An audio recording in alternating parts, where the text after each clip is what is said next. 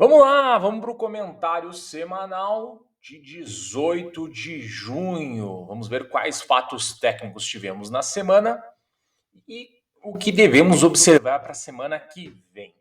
Vamos lá, o S&P está seguindo aquilo que a gente vem conversando há algum tempo aqui, rumo em direção à média de 200 do semanal.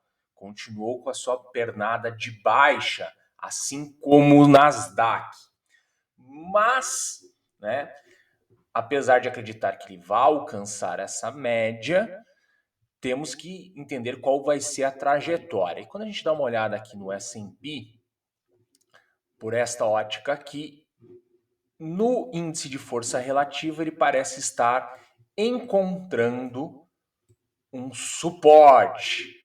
Se eu olho para o Nasdaq, eu vejo uma divergência. Não está em região, né? Não é uma divergência em região de sobrevenda, mas é já uma divergência. Então pode ser que as coisas fiquem um pouco mais suaves para essa semana e é algo que eu estou observando, já que parece que teremos uma agenda, né, mais tranquila economicamente. As decisões de taxas de juros, a maioria já aconteceram e não tem indicadores relevantes. Podemos dar só uma ajustada aqui nos desenhos do S&P, tinha traçado esta linha aqui, ele passou, fechou abaixo, ele está respeitando este ponto aqui, ó, da semana de 1º de fevereiro de 2021. E eu entendo que ele tem toda a condição de alcançar a média de 200, que era uma região de topo, ó, pelo semanal aqui, né? Então, essa projeção aqui joga um pouco mais para baixo, mas eu acredito muito nesta região aqui. E aí, quando eu olho para o Nasdaq, deixa eu pegar pelo NDX aqui, tá? Ele já está mais próximo da sua média de 200, a projeção joga ele um pouco mais para baixo, e eu acredito ele indo nesta projeção, até pela proximidade de movimentos que tem com o S&P. Então o Nasdaq está um pouco mais adiantado, cairia, né, um pouco mais, passaria um pouco a média de 200 para o S&P alcançar. Não significa, né, que será na semana que vem. Ó, até tem uma região de suporte aqui próximo, ó, próximo dessas regiões aqui. Né, a gente pode olhar aqui no gráfico e ir acompanhando.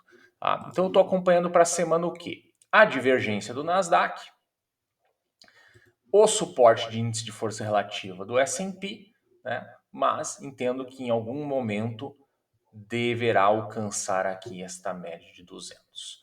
Falamos na semana passada sobre o índice dólar, que poderia estar formando um topo duplo, já que ele estava apresentando alguma divergência aqui no índice de força relativa e realmente ele, né, subiu um pouquinho mais, até respeitou esta linha aqui, ó, esta LTA que ele tinha rompido anteriormente. Deixa eu botar isso aqui mais para cá. Que ele tinha rompido anteriormente, né? Rompeu, retestou ela, renovando levemente o topo, está indo para baixo. Então fez um topo duplo, estava mostrando em divergência. Eu não acredito que seja o fim da tendência do índice dólar, mas um respiro talvez maior. Estaria observando se ele vai respeitar a média de 21 do diário ou se ele vai mergulhar aqui, quem sabe vir na de 21 do semanal. É possível até uma formação de um M que jogaria até ele novamente aqui perto dos 100 mil. Tá?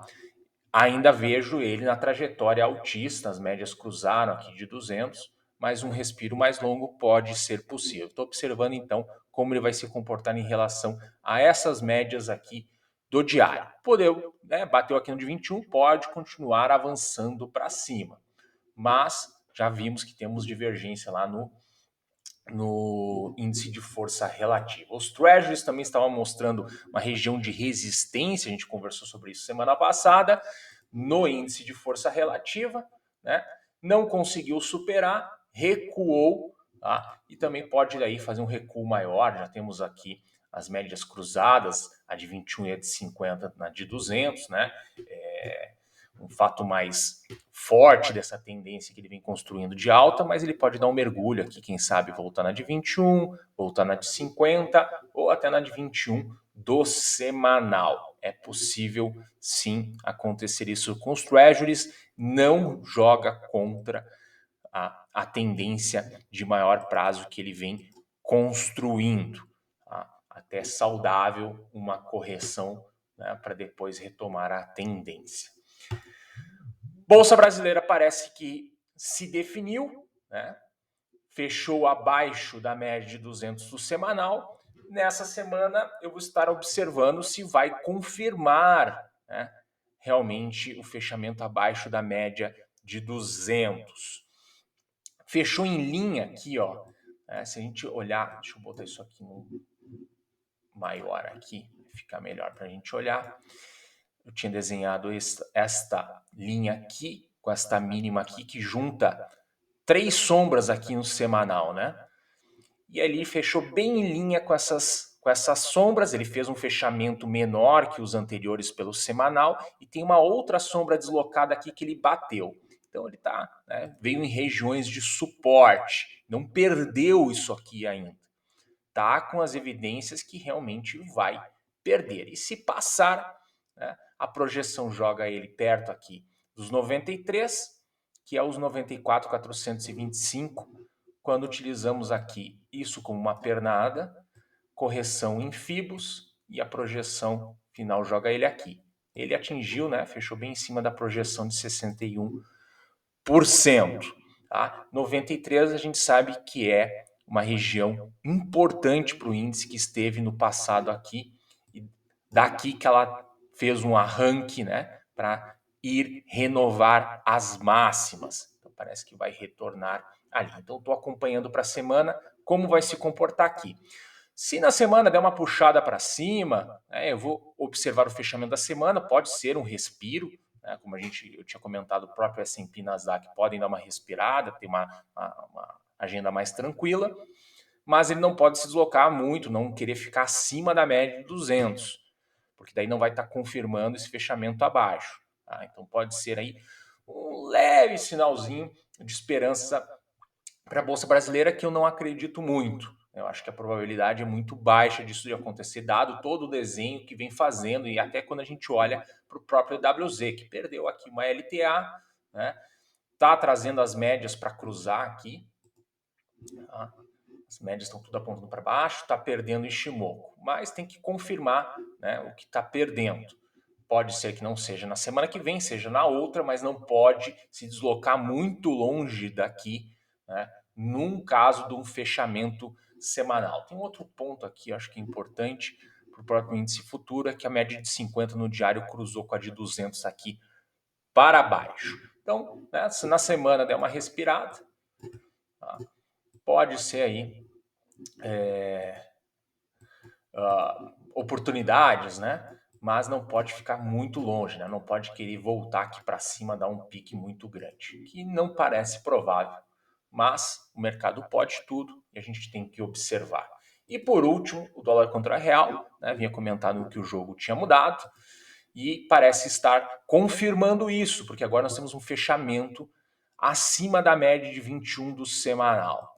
Tá? Então parece que aquele desenho, deixa eu botar mais para o lado aqui, o desenho do W no semanal tem uma grande probabilidade de acontecer e voltar aqui para os 5.700, né? 5.70.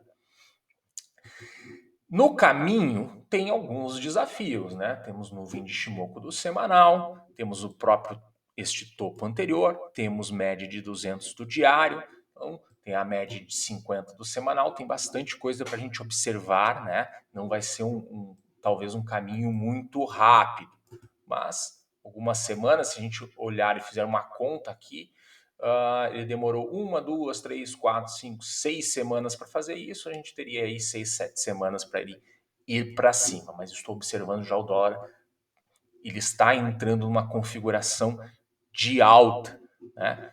Fechou acima dos 5,40 que a gente tinha comentado, né? O 5.040, né? Falando aqui em termos do futuro, né? Ou do 5,04, mas dos 5.040. Ele pode passar aqui, então estou observando os 5.200, média de 200, como é que ele vai estar se comportando. Se na semana ele fechar aqui para baixo da média de 21, não acho, né? Vou estar olhando aqui as médias de 21 e de 50 do diário, não acho, né, que seja detrimento disso que ele está construindo, né? Talvez seria o respiro que a gente vem falando, mas não pode fichar muito longe aqui dessa média de 21 do diário e nem desfazer muito este desenho de médias aqui, senão ele pode retomar, né, o desenho para baixo. Mas a probabilidade maior, né, que a gente já vem falando, é ele ir para cima. Legal? Era isto. Desejo aí uma boa semana a todo mundo.